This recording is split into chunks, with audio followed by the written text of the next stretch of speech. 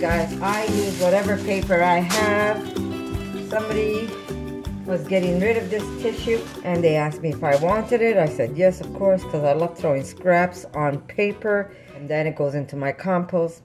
But I don't mind also using this to dust my cheese. So now I'm going to show you. This has been in the refrigerator longer than a day because, well, I just didn't have time to do it. But look at it. Nice and firm, guys. And if you taste it, oh my Lord. So good. So good. This is completely nut-free. Now, all we need to do is pull the moisture out of this cheese. Now, if you want to put this in a, like in a Tupperware, you can, but you have to lay paper on top and you gotta pull the moisture. Eventually it's gonna detach around the sides, then you can flip it over, pop that cheese out. Now you have the shape of your cheese, and then tissue on top again, pull the moisture out. But don't use this type of tissue because this will stick to your cheese. You need like brown paper, which I'm gonna show you. You would need this type of paper, or you would need what you can use is paper towels. That's also a good way to absorb some of the moisture out of the cheese. And how long do you do it? Well, the longer it pulls it out, the firmer your cheese is going to get. Now, this is going to be an aged cheese. It's not going to be one of those melting cheese. I don't care if it melts or if it doesn't melt. I just like to enjoy a piece of cheese on some bread sometimes, and I really don't care if it doesn't melt. As long as the food tastes good, that's what's important. People are so hung up with the melt. It's got to melt. It's got to do. Who cares if it melts or not? If food tastes good, it doesn't matter if it melts or not. Yes, vegan cheese, some cheeses melt, but they never really melt like an animal product cheese melts. So you never really get the same texture. When I made this recipe, I pretty much threw some ingredients together. Don't forget, when you make it, if you find it's still too firm, add more liquids to it and get it to the texture that you want it to go. You don't want to break your machine either. Someone mentioned yesterday, I wish I remember that person's name, and they said, Connie, what about if you use a food processor? And yes, this type of cheese that I made yesterday, the no nut cheese, yes, you can use a food processor because the stuff that I'm using will blend nicely in a food processor. But if you're using nuts and cheese, you do nuts in a cheese, you do need a blender to really get it nice and creamy. But this has no nuts whatsoever, so a food processor will work. I'm gonna get some starch, and I will starch my cheese. And you wonder, why are you starching your cheese? Well, what it does is it gives it a protective layer. That's the way I've been doing it now. It's like over 14 years, and it has never failed me. And if I find the starch gets wet, I restarch it. And I have it always in between paper, and it sucks up all the moisture, and then it just becomes a beautiful, beautiful cheese.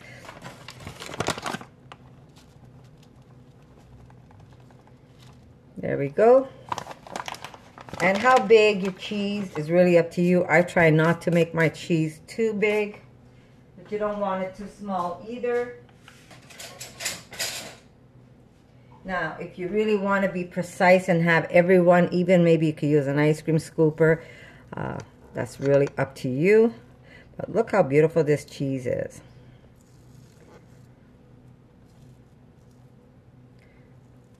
Now, I didn't put any penicillium whatsoever. I didn't put any mold. I'm going to leave this one plain. There we go. How much do I want to make? I don't want them too small. I don't want them too big. Now, if you make them too big, it's just going to take a little longer to firm up. So that is why I try to not make it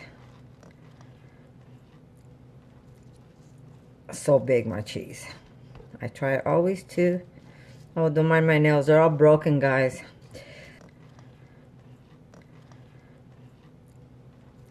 So this is why I like the starch, because sometimes when I put my cheese together, you'll see little cracks, and without the starch, you know, if you're not using happy mold, you might get, you know, something that's not so nice. By adding the starch, what it does is it just goes into every little crevice, and it just makes it, you know, covers it nicely, so you don't get any bad bacteria in your cheese.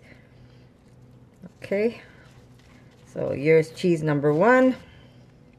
Now, if you want to put jalapeno in your cheese, this is a good time to cut them up and mix it up again. I'm making this one very plain, nothing to it, but you can use the same recipe and you can make a cranberry cheese. You can make a walnut cheese by adding bits of walnuts, but then we're going to go back into having nuts. If you have allergies to nuts, this is a perfect cheese for you guys.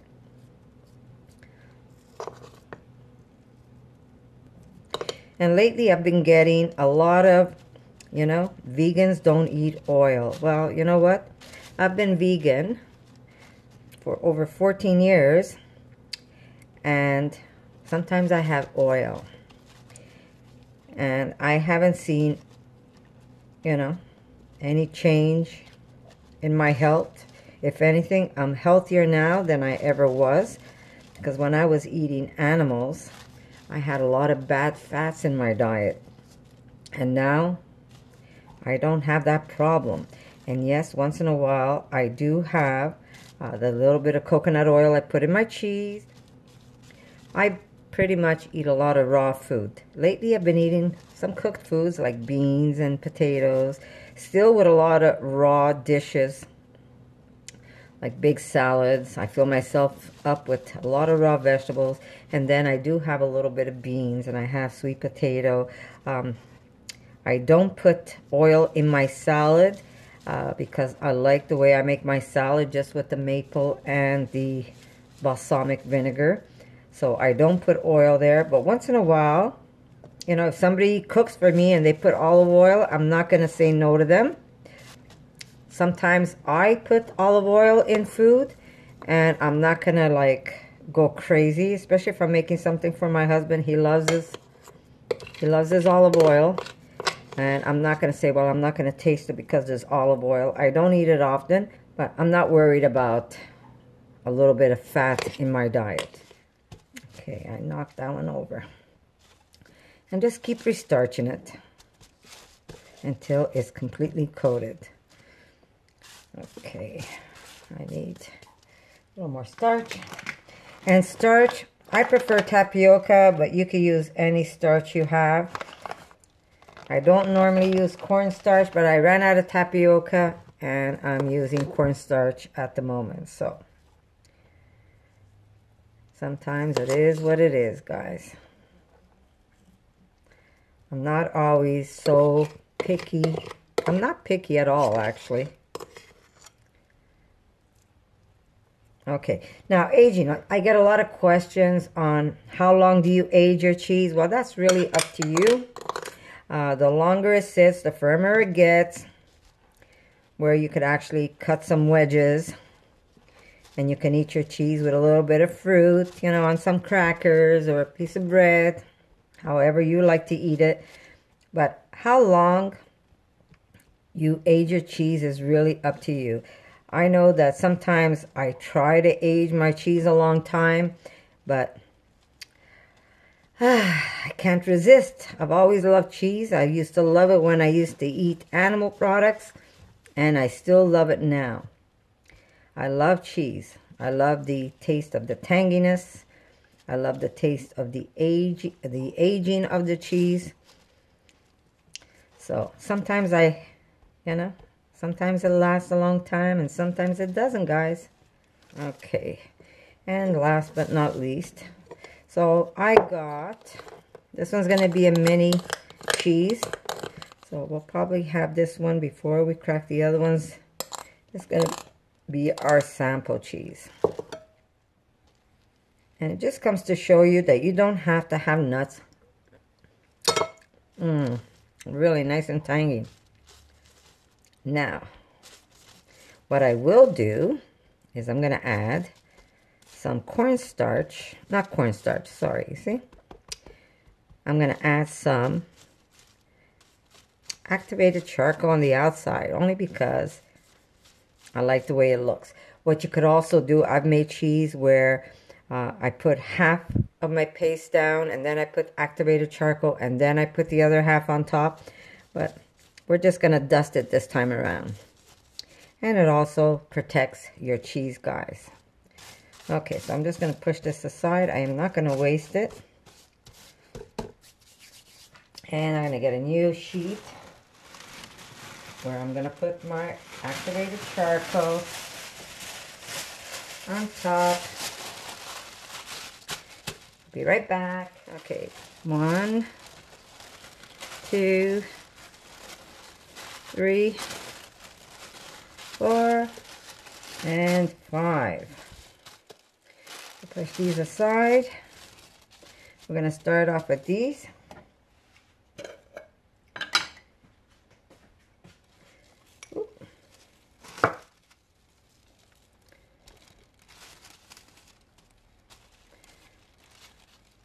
Just makes a nice looking cheese.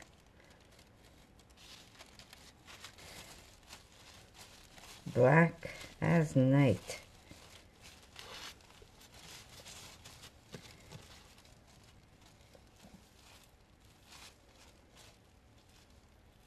Beautiful, look at that. You know, when you present this, it really looks nice, guys. So don't be afraid to try something different.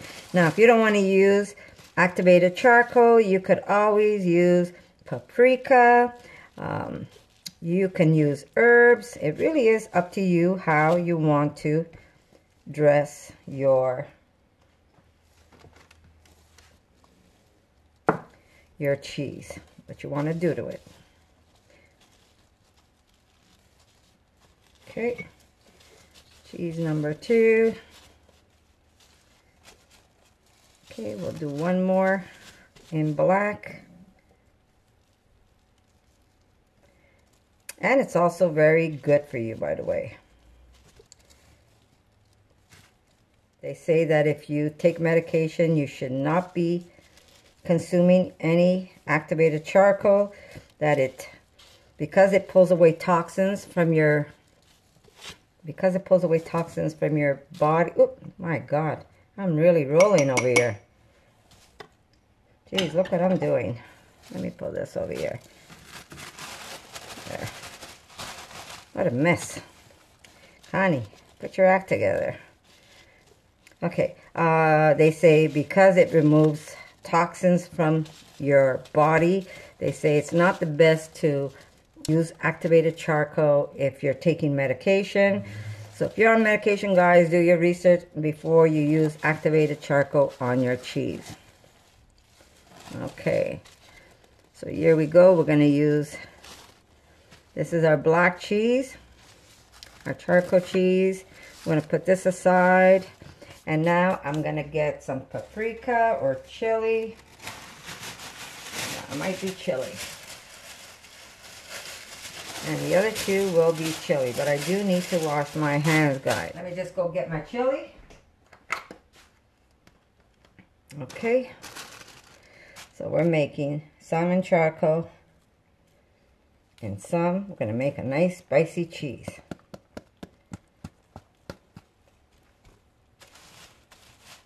Very easy, guys. You can dress your cheese how you like it.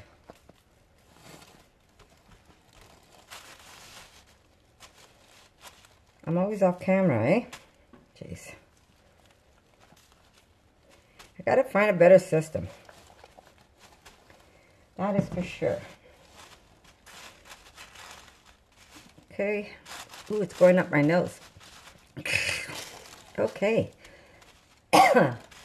Jeez, if somebody comes in my house now, they're going to say, she's got the coronavirus. Ooh, right up my nose. I should have worn a mask. La, la, la. I'm going to sneeze. Oh. Jeez, this is the first time that's happened to me. Okay. And here's our chili-coated cheese. This is going to be nice and spicy. Ooh, I'm going to have this one first. Okay, so let me put this here. I'm going to sneeze. Oh, I'm so sorry, guys. Oh, I'm so sorry, guys. All right, we're gonna cut some paper just to wrap the outside.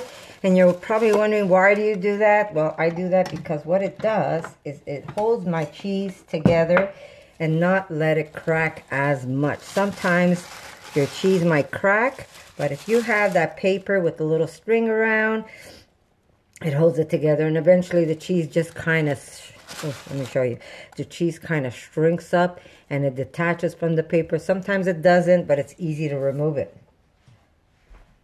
Whew. I've got chili in my nose. That's a first. Okay, so we will cut strips. I'm not going to have you sit there and watch me do that. But I'm using a little bit of cotton. Then I'm going to tie it. If you don't have cotton, you can use jute. That's really up to you. God, I still have hot pepper in my nose. That's crazy. Okay. Very easy to do, guys. We wrap. You've seen me do this, right? We wrap, and I just take a little bit of cheese that's left in my plate, and that's going to be my glue to, I'm not sure if you can see it, right there, and it holds my paper together. You see how it holds my paper? Then I take my string, and I'm going to go around and around. And then remember how I showed you? You go once, in again, and now you just kind of pull it, and it holds together. And then you just press it down, and it fills up the space. Ta-da! Okay, I am going to put just a little bit of paper down on my rack, and that's going to help it age my cheese a little. Sorry, that's going to help pull some of the moisture out. Of course, it's going to have to get changed. Okay, and then here we go. On my paper, press it down. Presto. I'm not sure if you can see what it looks like on the side. There you go. Tied up, wrapped beautifully. And then we're going to do the next one. Same thing. We take our paper. This I use because I scrape that paste.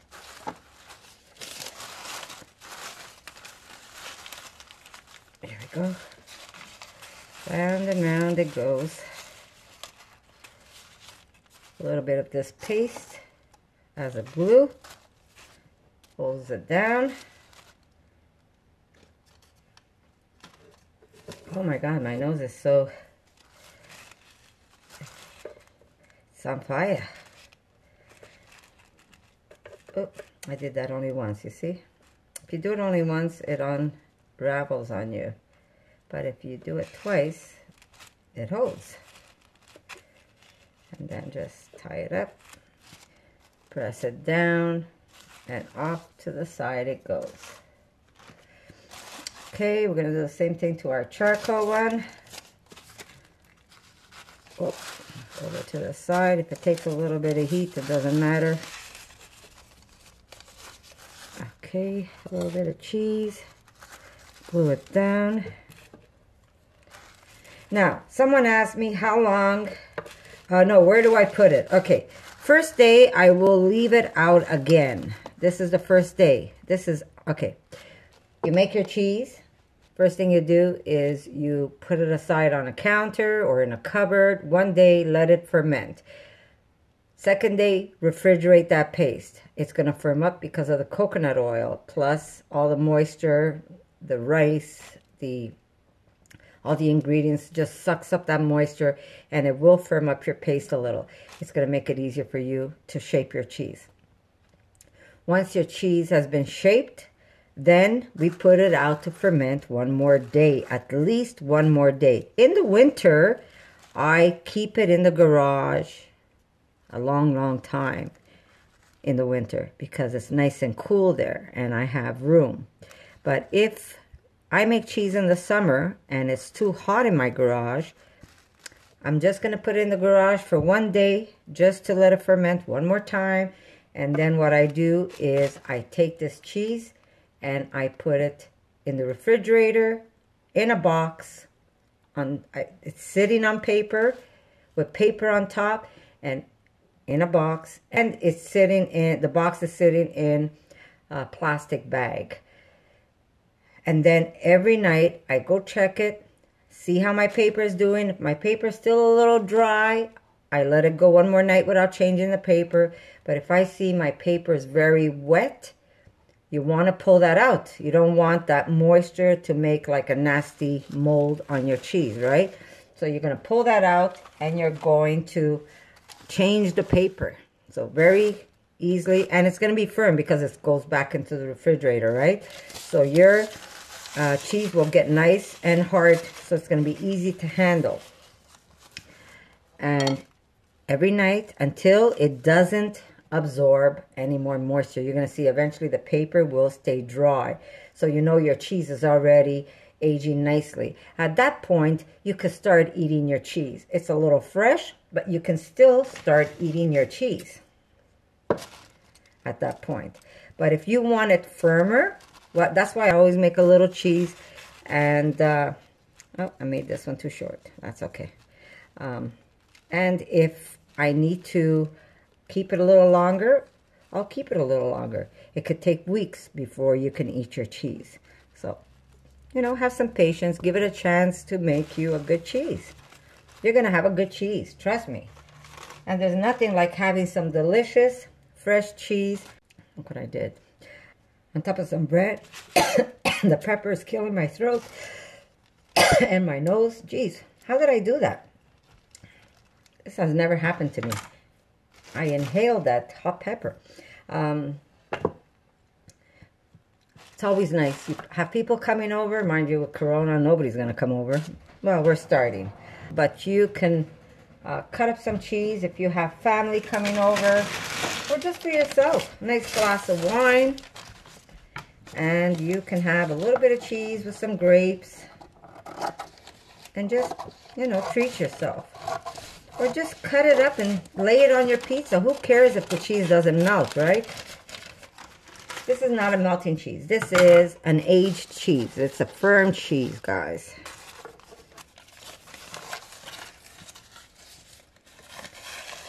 So it's meant to eat that way.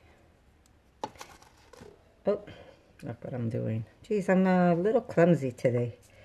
Just a little clumsy.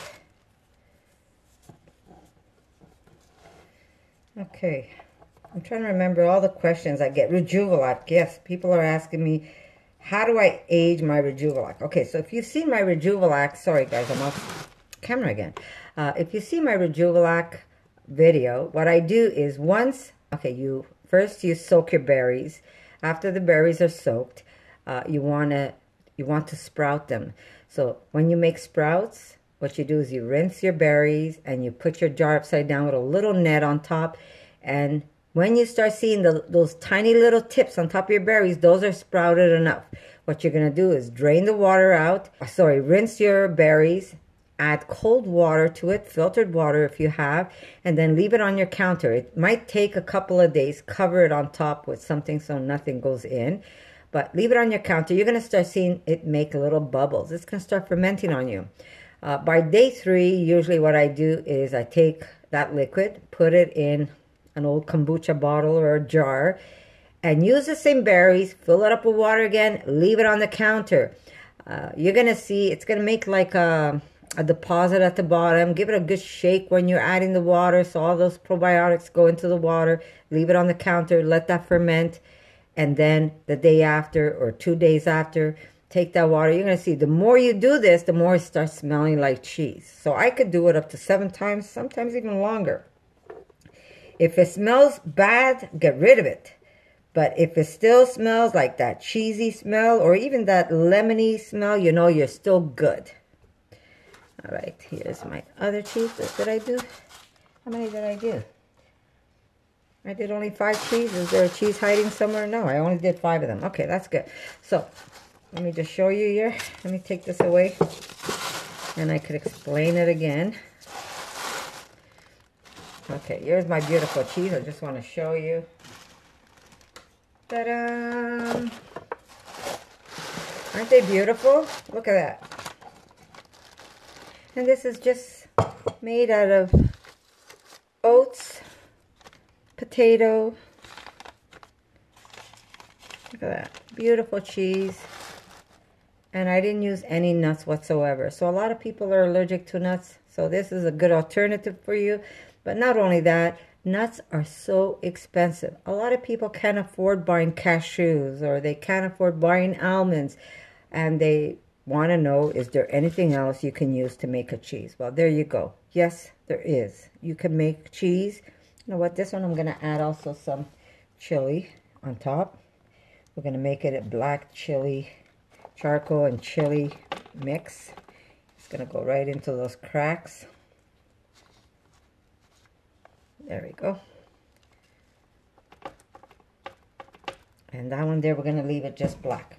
But yeah, this is a very cheap way to make delicious cheese. And it really is a delicious cheese. It has a nice, tangy, almost cheddary taste to it. And all we used was mushrooms and some garlic and just a mix of different types of ingredients like potatoes, rice, oats. It just does something. And the miso, it just adds that cheesy taste to it. And then with the fermenting, along with the Rejuveloc I use. Yes, we were talking about Rejuveloc. I'm all over the place. Sorry. The Rejuveloc also adds that cheesy taste. Now, people say, how long do you age it? Usually, I have bottles and bottles of Rejuveloc in my refrigerator. And they can last up to a year. As long as they smell and taste cheesy, that Rejuveloc is still good. When I see that my Rejuveloc is going down and I don't have that many, I start a new batch of Rejuveloc. So, as that Rejuveloc, my new batch starts aging, I'm still consuming my older one. By the time I'm finished my older one, my newer one has aged. And I go on again. That's because I make a lot of cheese. If you don't make a lot of cheese, don't even worry about the Rejuveloc. Just use some probiotic, use some yogurt, miso. There's other ways of making cheese that taste just as good. Play around with ingredients, see which ingredients you like the most, and you know, always try to perfect it yourself. A little bit of mustard gives that tangy taste to it. If you don't want to use mustard, you can use a little bit of lemon, or you can use lime to give it the tang. You can use a little bit of vinegar. That'll help with the tang. So just try to play around and see what you can do to make the best cheese ever. So beautiful cheese for hardly any money. When I say hardly any money, really cheap to make. And you know, have some patience, and it's gonna be one of the best cheeses you'll ever have. Trust me. And you make it yourself. For a few dollars, I was able to make this much cheese. Cheese is expensive, especially vegan cheese. Like, they could get a little crazy at the prices. So, very easy to make, guys. And I'm going to say, I love you. Remember, when you cook with love and you put compassion in your food, that means you haven't harmed anyone or anything to be able to make some delicious food. Guess what? It's good karma. It's going to come back to you. Everybody's going to enjoy your food. So I'm going to say I love you. And guess what, guys? I'm going to see you in my next video. I might even make a little update to show you when I cut this one up.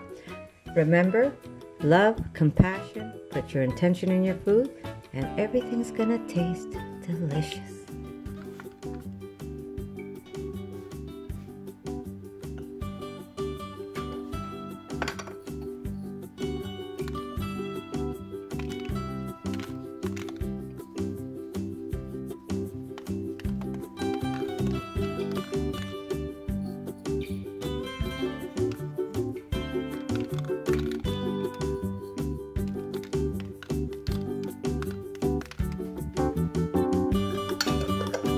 For more videos like this, make sure to subscribe to Connie's RAWsome Kitchen, give it a thumbs up, and share it with your friends.